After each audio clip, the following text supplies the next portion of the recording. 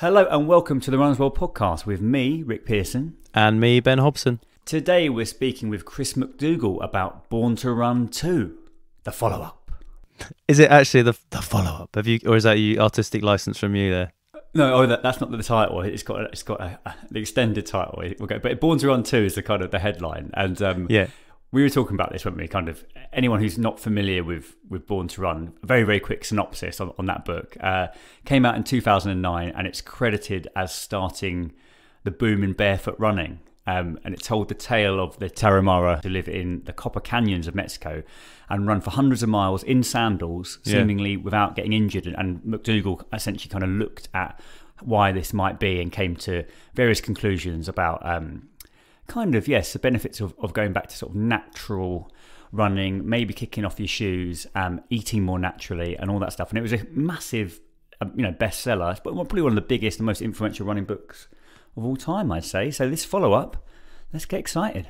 Yeah, I think so. I think the impact of the book was, even if you've not read it, the impact of the book you'll still be, your parts of your running life will be influenced by it, perhaps. Definitely. Or something like that. And also, what's interesting is that when we spoke to Mr. McDougall, was that we asked him about the whole barefoot thing, and he was quite clear in the sort of, it was quite a small part of the book.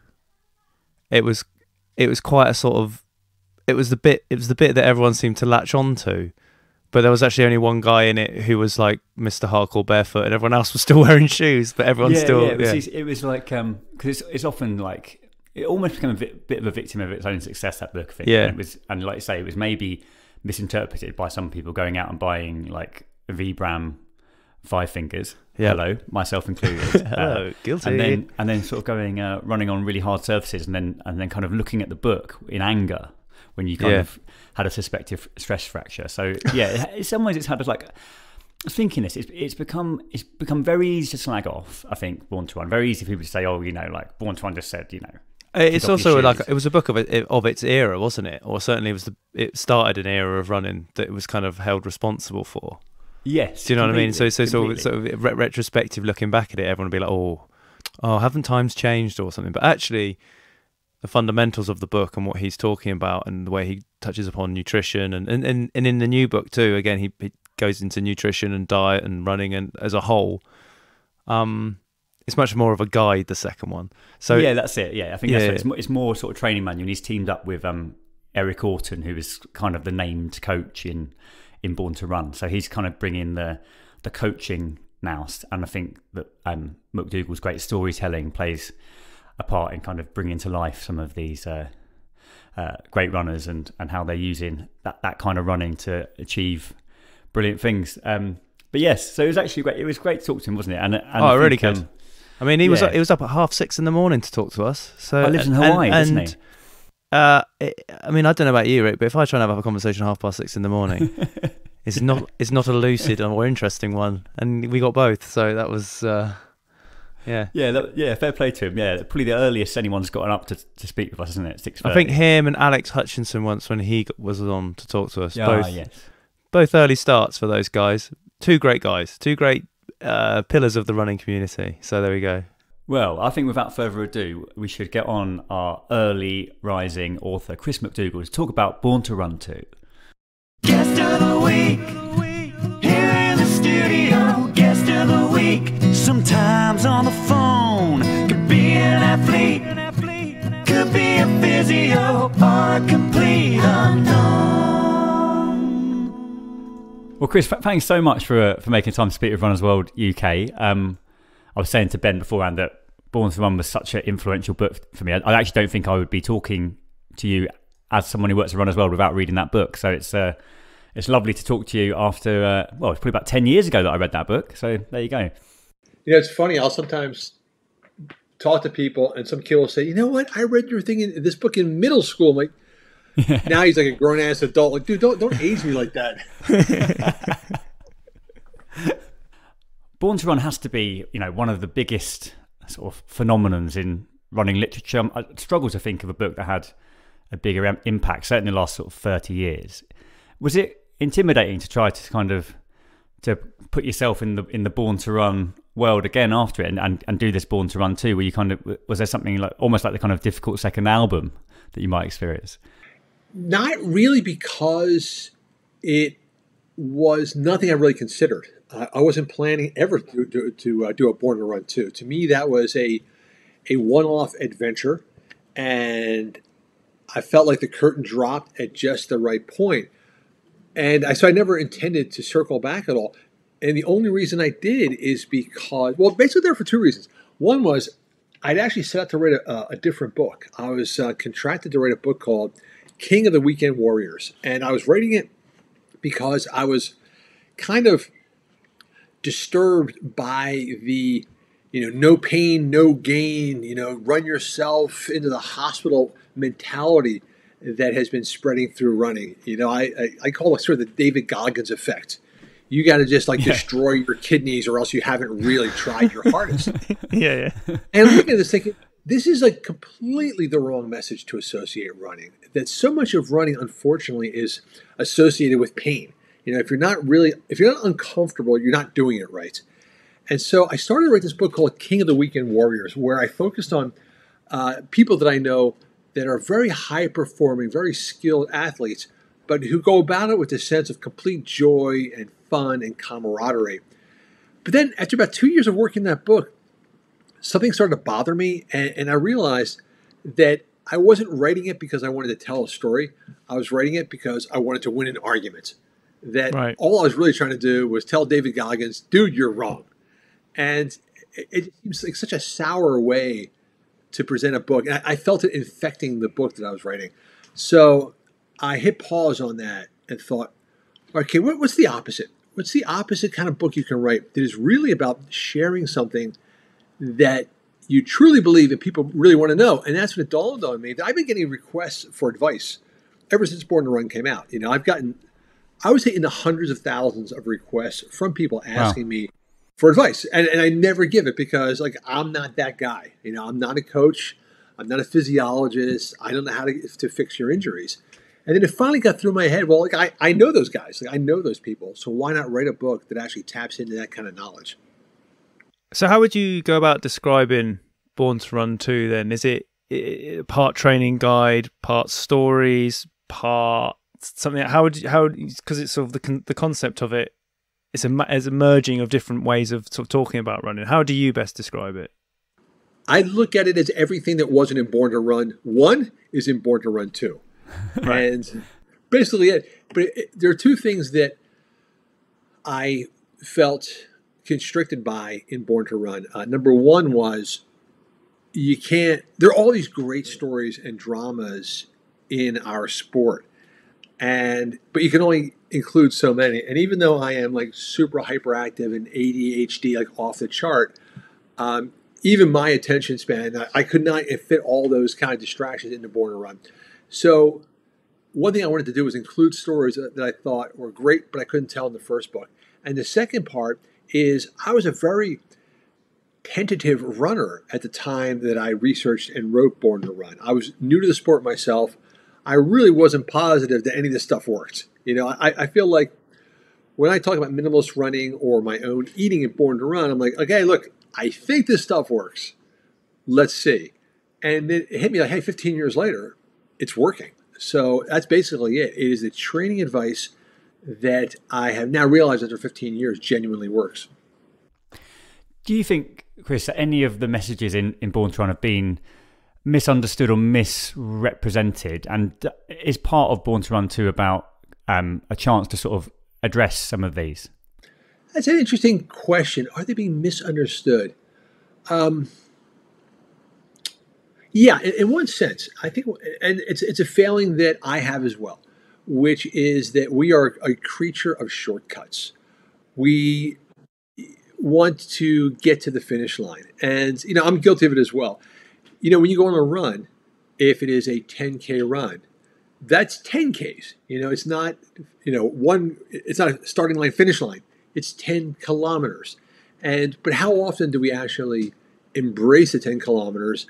After about 3, we're like, all right, you know what? I'm ready for breakfast. Let's get this shit over with. And so That's how our mind works. I think our mind and instinct is, all right, what's the shortcut? How can we get this over with? So I think what happened with Born to Run is one of the big surprises to me was when people suddenly started to buy Vibram Five Fingers like crazy. And I was like, oh, that's kind of surprising because the only person in the book who wears Vibram Five Fingers is Barefoot Ted. And he's like the wackiest dude in the book. Like, interesting that of all the advice that anybody could take from Born to Run, they zeroed in on Barefoot Ted. So I think the one thing that maybe was interpreted differently than I would have expected is the sense that you can like buy a product and that's going to solve everything. Or you can just take your shoes off and that's going to solve everything. Because in the book, I don't run barefoot at all. Eric Gordon specifically tells me, look, you can either train for a 50-mile race or you can radically transform your running form. You can't do both. And so we agree on this idea, like, okay, we will go to a more neutral shoe, a more moderate shoe, because I'm ramping up from 0 to 50 miles in 10 months. So that's the one thing. I think a lot of people thought, oh, I got the answer. I'll buy the Vibram Five Fingers and I'm good. I did that, Yeah, Rick, I was going to say, Rick, straight away. Just describing me. And then I went out and ran like 10K on the road in them and was like kind of surprised that my right foot hurt for a couple of weeks. But I take the point. You're right. Of all the people in the book, Ted's he's not cast as the sort of responsible trainer. He's like, he's a card, isn't he? But there you go. It goes to show you, we all make these mistakes, Ben. Well, actually, just me and maybe, but there you go. Maybe just you, Rick. You mentioned Eric then. How did working with Eric in terms of putting this together come about? And he's obviously a long-term collaborator of yours anyway. So what made you bring him in for this book specifically? It's funny. I only see Eric physically about once every 8 years. Right. And yet it's kind of weird, but when we get together, it clicks instantly and we get along super well. So the idea I had was I wanted the book to cover all the aspects that he and I have been discussing for years. Our belief is that, unfortunately, we've reduced running to just like an interruption in our lives. It's that 45 minutes that we carve out 5 days a week, period. And then we go about the rest of our lives. And we have this belief that ancestrally, evolutionarily, running was completely woven in with all aspects of our lives. And it's a tall order to suggest to people that we do the same thing now because we have lots of other things going on. But our belief is that there are these sort of 7 ancestral sources of energy that we can all tap into to make our running feel better, to enjoy it more, to get better at it. So I called them up to say, hey, let's do this book and look at all of what we call the free 7. And we've been having a conversation with the free 7 for 15 years now. And as we started talking that initial phone call, 45 minutes, we sketched out the entire book. So I'd only called him to say, hey, maybe you and I can work on the form and fitness section, and we'll find someone else for footwear and someone else for food. But he and I realized we'd already accumulated such an archive of information that in one 45-minute phone call, we had the outline of the book all sketched out. Would you say, Chris, I guess I was definitely someone who read the book, probably slightly misinterpreted some of it and was very into sort of barefoot minimalist running. I think since then, my attitude to footwear has probably mellowed a little bit. I still like some of the minimalist philosophy, but I think there's I find from a kind of pragmatic, practical sense, shoes with a little more cushioning work for me. I'd be interested to know if your opinion on footwear has changed at all over the last, say, 15 years, or are you still at heart a kind of minimalist man? It's funny. I think I'm more radical and extreme by far than even Eric is. Right. And I think the reason why is because, so I had an interesting experience actually in the UK. After we had done the Copper Canyon race, and I'd only decided that this could be a book after the race. I hadn't gone into the race thinking that I was going to write a book about it. It was only after I had spent this year training for this race and then went down to the canyon and had it. And as Eric and I were on this ramshackle journey to try to get back out of the Copper Canyon, yeah. At one point, we're on this bus at 4 o'clock in the morning, somewhere outside of Chihuahua, and he and I were talking, and I was like, hey, you know what? This could be a really good book. That was the moment that it dawned on me. But since then, so then after that, I spent 2 years working on the book. And I was actually in the UK for a conference on fascia, on like internal ligaments and tendons. And while I was there, I started to get a heel pain. And I was there for about 2 weeks, and my heels really bothered me. I'm like, man, this feels like plantar fasciitis. But that's impossible because I'm a minimalist runner, and like my form is now perfect. And so the theory is I should not have plantar fasciitis. Like, what's going on? And a friend of mine who is a parkour guy suggested I talk to Lee Saxby. Have you guys encountered Lee? Yeah, we know Lee a little bit. Yeah. And say, hey, and this time he was an unknown guy, and he was doing fitness training and boxing training in a little gym in the basement of a small hotel. And my friend said, hey, you should go over and talk to this guy, Lee Saxby. So he was literally an underground footwear expert, literally in a gym underground. So I go to see this guy, show up unannounced at this little gym, and he's like working out with some people he's training. And I explain why I'm there. And I said, but the reason why I wear these minimalist shoes is because I'm a minimalist runner. And he looks at my shoes, he goes, those look like sofa cushions. Those aren't minimalist. I think I was wearing like Nike Pegasus. And he goes, that's the beginning of your problem right there, man. Take those shoes off. Took the shoes off. He ran me through some exercises. He had me run barefoot outside. And then he goes, okay, now, run back to your hotel. I think I was like up at Hyde Park, and I think it was about a 3-kilometer run back to my hotel. And he goes, now just throw those shoes in the rubbish and run back to your hotel. And I'm like, really? I'm going to run through downtown London barefoot? He's like, I would if I were you. And I did. I took his advice and I did it. And anyway, the pain went away. But it was such a like lightning bolt moment for me for 2 reasons. Number one was that I was so capable of backsliding. What had happened was, the Pegasus back then probably only had about a 6-millimeter drop. It was not a radically cushioned shoe back in the day, 20 years ago, 15 years ago. But it was enough cushion for my form to degenerate and for me not to notice. And so over time, I was getting, I was starting to overstride and heel stride and heel strike, and I didn't realize it. And the second thing was that changing behavior could change the outcome so dramatically. So those two things happened. One was, if I wear cushioning, I will backslide. And number two is, if I can change the behavior, I can cure the outcome very, very quickly. And for that reason, I become like a reformed drinker. Like, I can't even taste alcohol, or I'm going to just, go to pot. For me, like, I can't feel cushioning or my form will fall to crap. Eric, he runs in the Teton Mountains. He likes a little bit more cushion underfoot. Actually, it's interesting. In the book, we finally recommend a pair of shoes, and we recommend Ultras, the Ultra Escalante. Yeah, right. Yeah. Which to me is way too much shoe, but Eric feels is a great transitional shoe. Yeah, for sure. No, that's kind of a zero drop, isn't it? Zero drop, lots of room in the forefoot. So kind of barefoot philosophy, but with cushioning underfoot. So I thought you might say Ultra. How do you feel about the maximal trends then, Christopher? What do you think about this? The size of the shoes these days, particularly now with carbon plates being involved. So I think the thing about it is, well, one thing is we have to understand. Footwear is a sensual pleasure. It's putting a different pair of shoes on your feet is like having a different meal for lunch or dinner. We don't want to eat oatmeal 3 times a day every day. We want to experience something different. So I totally get it. Like, I have way more shoes than I need, and a much broader variety of shoes than I need because it feels good. If I put on like a zero shoe sandal, and then the next day I put on the New Balance Minimus, that transition, that new sensation feels good. You enjoy it. It makes your run more enjoyable. So I totally get the pleasure of a nice feeling shoe.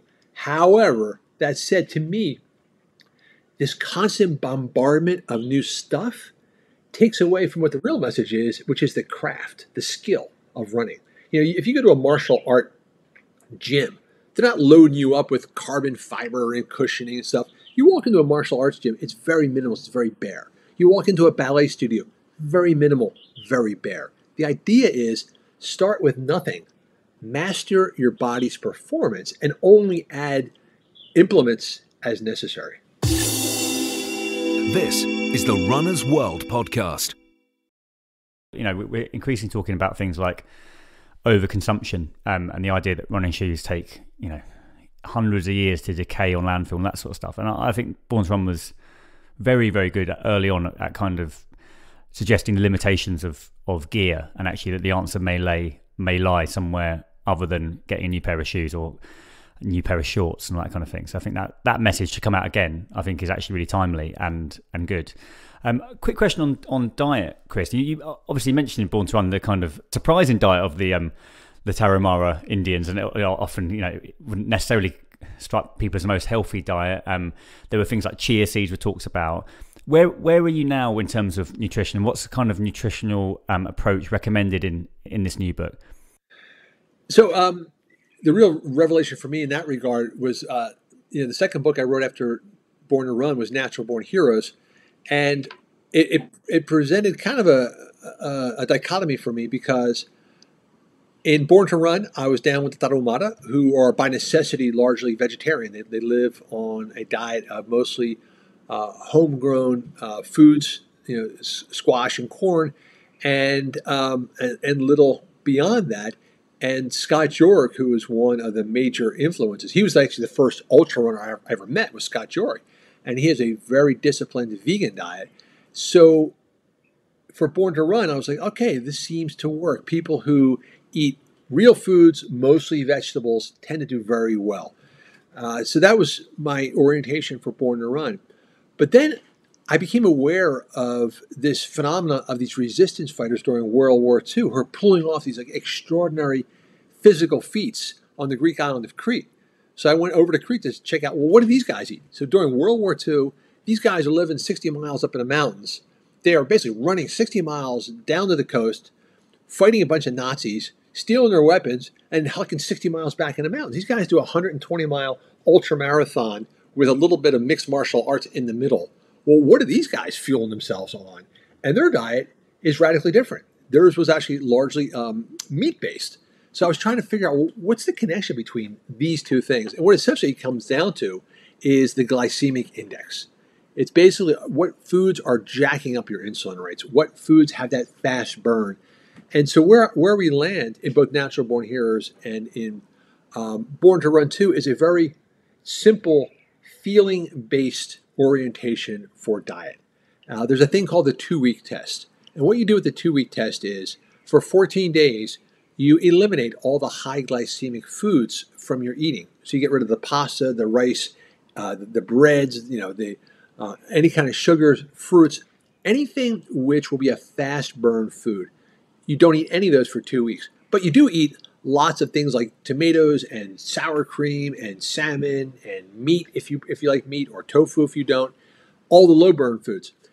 You do that for 2 weeks. At the end of 2 weeks, you gradually reintroduce some of the high glycemic foods to your diet. So after 2 weeks of no rice, have a little bit of rice, wait an hour, see how you feel. If you feel fine, good. Your body can tolerate a half a cup of rice. Then try a full cup of rice, see how you feel. If you feel sluggish, bloated, that's your limit.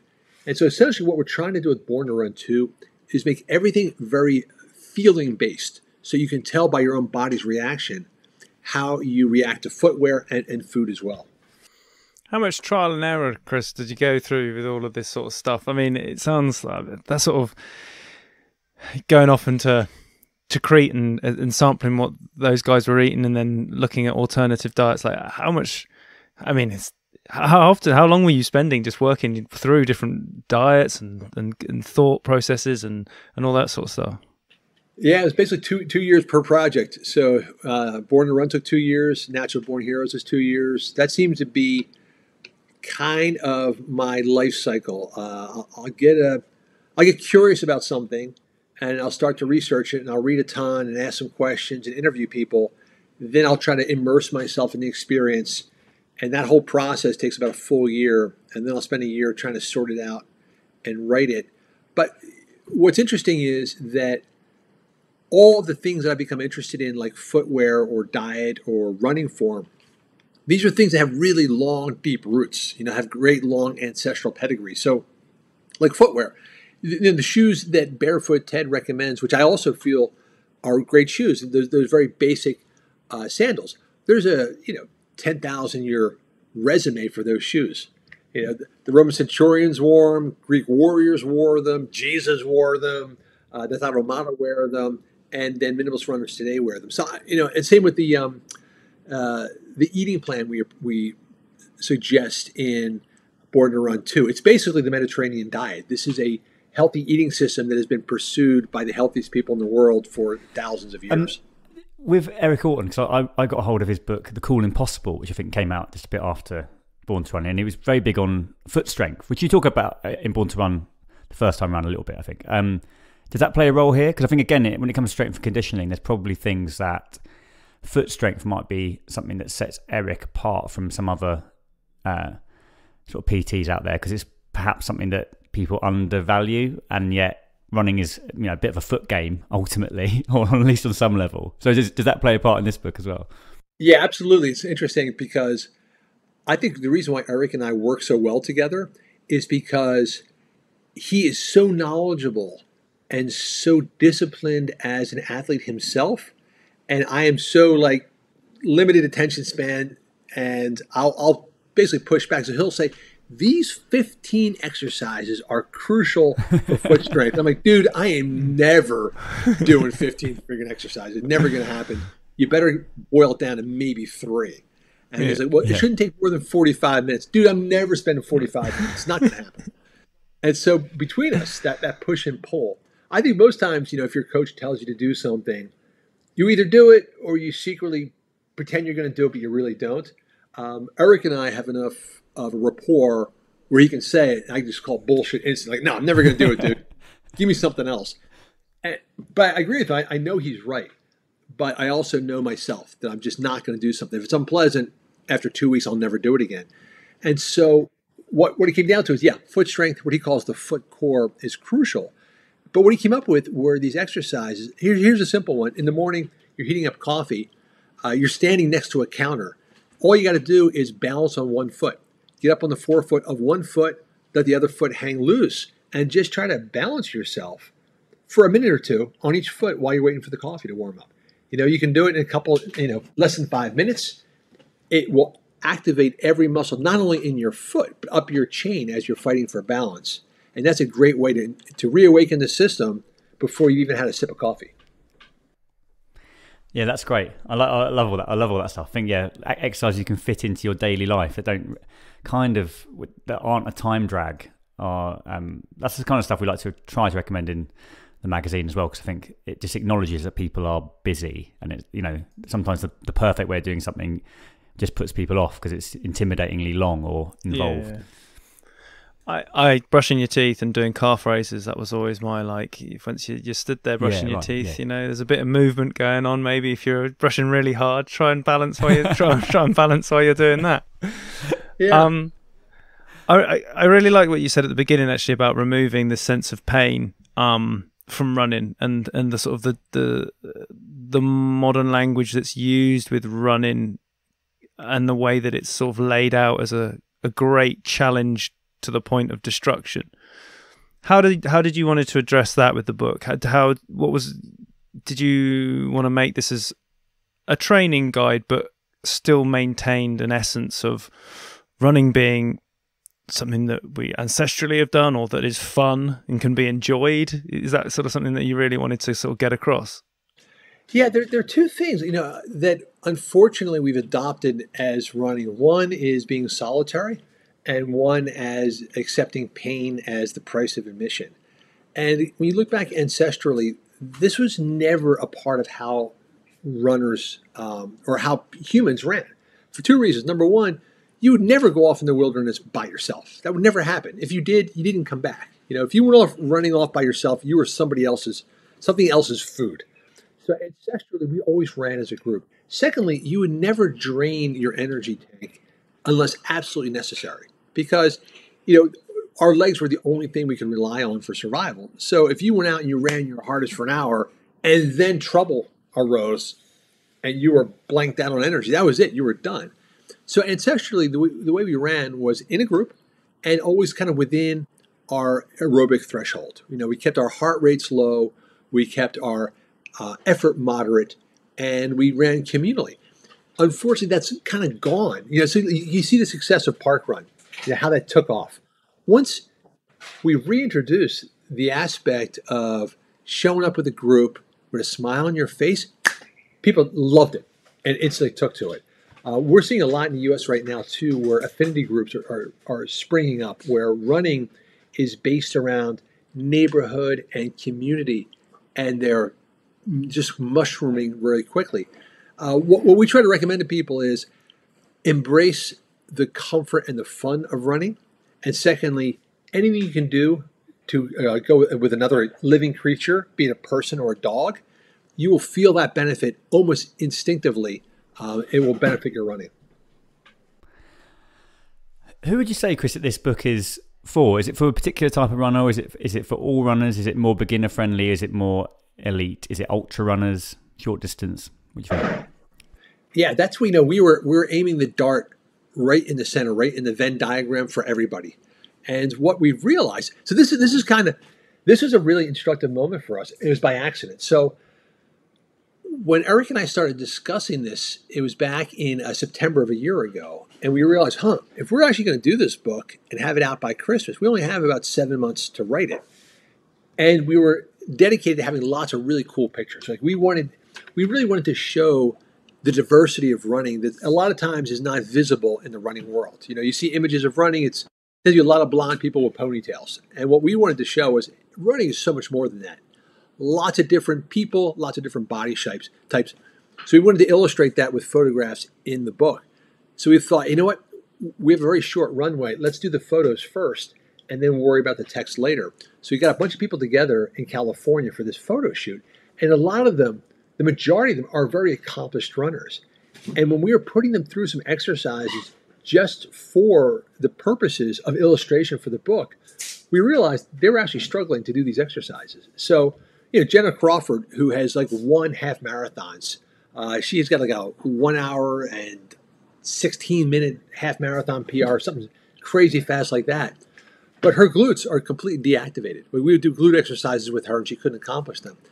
And what we realized is no matter what any runner's success is, they are usually deficient in something else.